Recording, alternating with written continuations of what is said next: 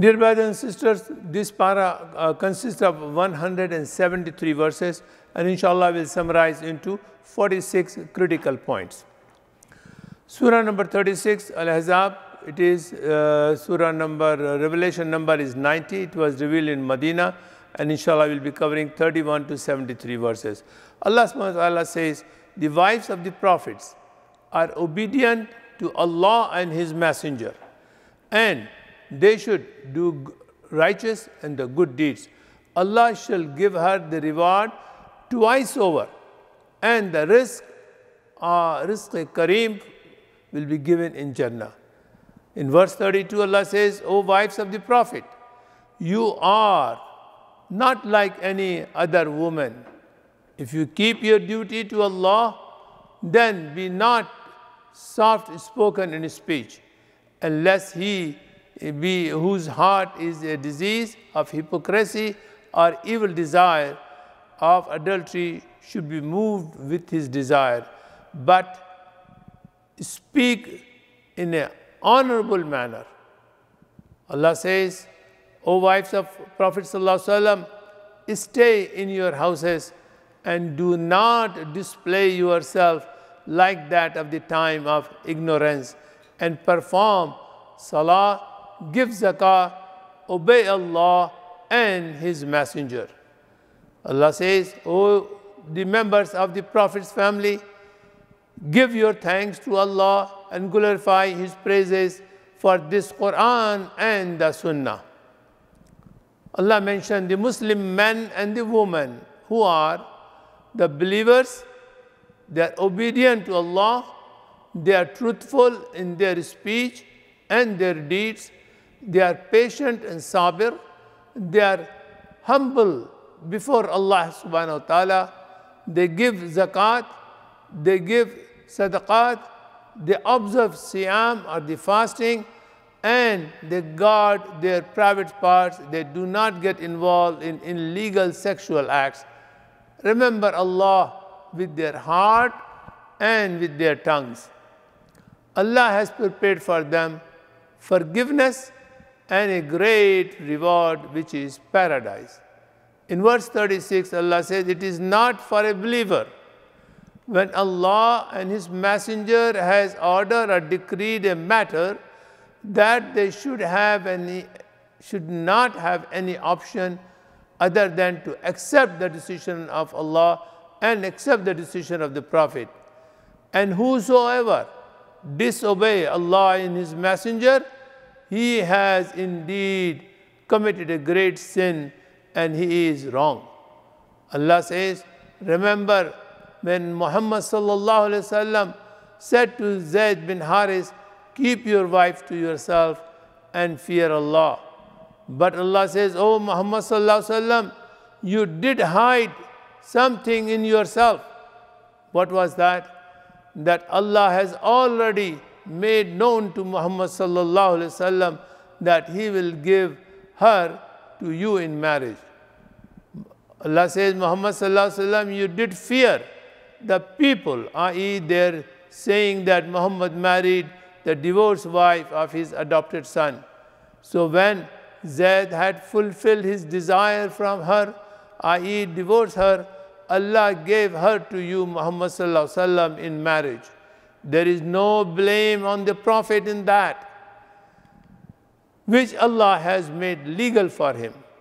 Allah says, those who convey the message of Allah and fear Him, fear none but Allah, and sufficient is Allah as a reckoner, as the person who can take revenge or the punishment. Muhammad sallallahu alaihi wasallam is not a father. Muhammad sallallahu alaihi wasallam is not a father of any of your men, but he is the messenger of Allah, and he is the last prophet, Khatimun Nabiyyin. Allah in verse 45 says, O Prophet Muhammad, Allah has sent you as a witness and a bearer of glad tidings and a warner. O you believe, when you marry believing women and then divorce them before you have sexual intercourse with them, no iddah period should be applicable. Have you count in respect of them. Give them present and set them free in a handsome manner. Allah says in verse 50, O Prophet sallallahu alaihi wasallam, we have made lawful to you your wives, and to whom you paid their meher, and at the time of the marriage, and those slaves whom you are your right hand possess, as well as the daughters of yours. Then the number of relationships are given. Paternal uncles, paternal aunts, and which are the daughters. Okay, the daughters of the paternal uncles and the daughters of the paternal aunts, as well as the who migrated from Makkah with you, and a believing woman, if she offer herself to the Prophet and the Prophet wishes to marry her, this privilege is only for you, not for the rest of the believers.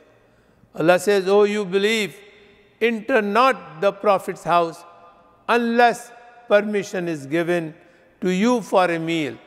But when you are invited, enter. When you have taken your meal, disperse without sitting for a talk.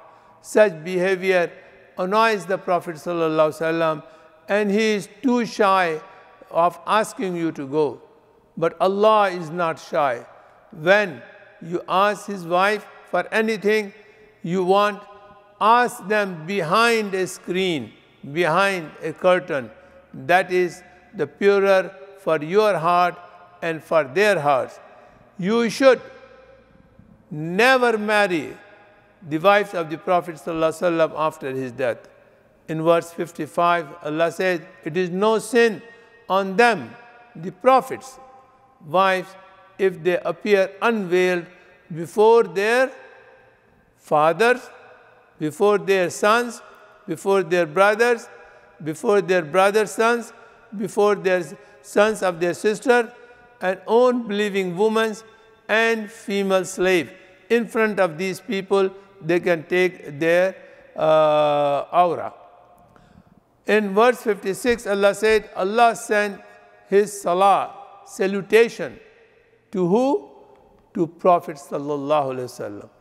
And the angels also sent their salutation. Then Allah said, O you believe, send your salutation to Muhammad sallallahu alaihi wasallam.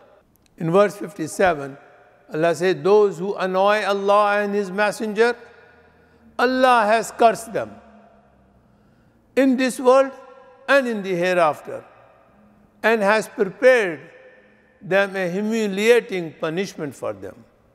Allah says, O Prophet, tell your wives and your daughters, as well as the wives of the believers, to draw their veils over their bodies so they can cover their bodies. And Allah says that they be look as a respectable, not as an annoyed and the old woman. Allah says in verse number 73 that Allah will punish the hypocrites, men and women, and the men and women who are mushrikeen, those who are the disbelievers, and those who do not believe in the oneness of Allah, and those who do not believe in Prophet sallallahu alaihi wasallam. Allah will accept the repentance of the true believers. At this moment, the surah ends. Then we start surah number 34, surah Sabah. Allah said, Dawud alayhi salam was saying, O mountains, glorify Allah subhanahu wa ta'ala with him. As well as he told, O birds, also glorify Allah subhanahu wa ta'ala with him. Allah has made Aaron very soft for him. To Sulaiman alayhi salam, Allah has subjected the wind, and Allah has caused a fountain of molten brass to flow for him. And there were many jinns who worked in front of him by the order of Allah subhanahu wa ta'ala. Jinn worked for Sulaiman alayhi salam as he desired, making the high rooms and the images and the basin and the large reservoir, and they're fixing into the high places. And then when Allah decreed and ordered death for Sulaiman alayhi salam, nothing was informed to the jinn, Allah wants to make it very clear that jinn has no ilmul ghaib or no unseen knowledge, and this was the proof of it, that Sulaiman alayhi salam died while he was standing on the stick, and there was a earthworm inside the stick was eating over a long period, and when the stick was broken, Sulaiman alayhi salam fell down. That's the time jinn found out that the Sulaiman alayhi salam has been dead for a long time. Then the story of the Iblis mentioned. Allah says Iblis had no authority over the people. He has no power over the people, except that he might test him who believes in thereafter, from whom they are in doubt. Allah is a Hafiz and watchful over everything. Allah says, intercessor with him, profit not, except for him for which the Allah permits, allow them to do it. In verse 33, Allah says, we shall put iron collar around their neck, those who disbelieve. Believers will say, we are more in wealth and in children, and we are not going to be punished. Allah replied, said, it is not your wealth and it is not your children that will bring closer to Allah subhanahu wa ta'ala. Allah said, those who lied before, they have not received even 1/10 of what you are having it, but see how did I destroy it and gave them the punishment. Allah says a barrier will be set between them and which they desire, what they want, because at the time of the death they want, at the time of the resurrection they want to make the tawbah, and they want to accept and turn to the repentance and accept the faith of Islam, and they will say that, oh Allah, give us the opportunity that we can go back to the world and do the good things, but this thing will not be accepted. And this surah ends here. Then surah number 35, Al-Fatih will start, and we will cover the 45 verses. Allah says, if they believe you, Muhammad sallallahu alaihi wasallam, so were the messenger has been lied before you, and to Allah return all matters for decisions. You should not be worried about it. Allah says, O mankind, the promise of Allah is true.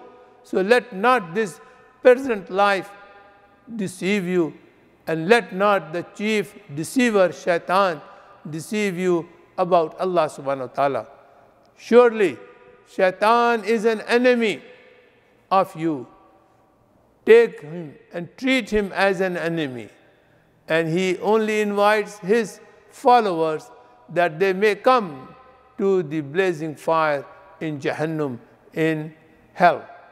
No female conceive or give birth but with Allah's knowledge, and no aged man is granted a length of life, nor is a part cut off from his life or from another man's life, but is in the book, which is Lahu Mahfuz, which has been secured. Surely it is easy for Allah. In verse 27, Allah says, see you not the mountain, or a streak white and red of various color, and the others are very black. These are the sign of Allah subhanahu wa ta'ala power. Allah says the garments in the paradise in Jannah will be made of silk for all male and female.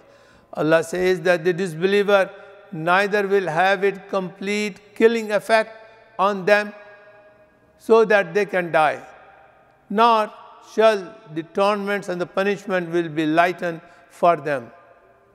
If Allah were to punish men for that which they have earned, Allah would not have leave a moving creature on the surface of the earth, but Allah gives them respite to an appointed terms and the time. And when there will come their terms, they will be finished. And the surah completed here. And now we move to last surah, Surah Yasin, surah number 36, and we'll cover the first 21 verses.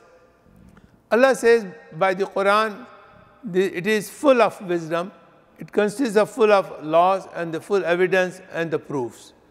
Allah will put on their neck iron collar reaching to their chin so that their heads all raised up.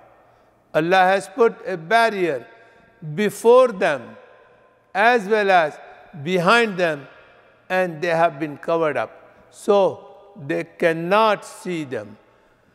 When we sent to them 2 messengers, and they both were lied, and the people were forced that they would not listen to them, Allah subhanahu wa ta'ala reinforced by sending a 3rd messenger, and he also said, please listen to these messengers. They are giving the messengers of the God, the messenger of Allah subhanahu wa ta'ala. Those people of the town, they said, these people are like us, like human beings. They have nothing special. How can they be the messenger of God? A young man running from the corner of the city and saying, oh people, listen to these prophets, listen to these messengers. They are telling the truth, and they are not asking for any wages for their services. Why don't you accept their message and follow Allah subhanahu wa ta'ala? And on that one, those city people, they killed this young man, and he became a shaheed. And he said, I wish my city people, my country people will remember that how Allah has rewarded me for accepting this message of Allah subhanahu wa ta'ala. And at this point, para number 22, or part number 22 is finishes. I pray to Allah subhanahu wa ta'ala to guide us and implement Quran in our life as well as in our community. Thank you.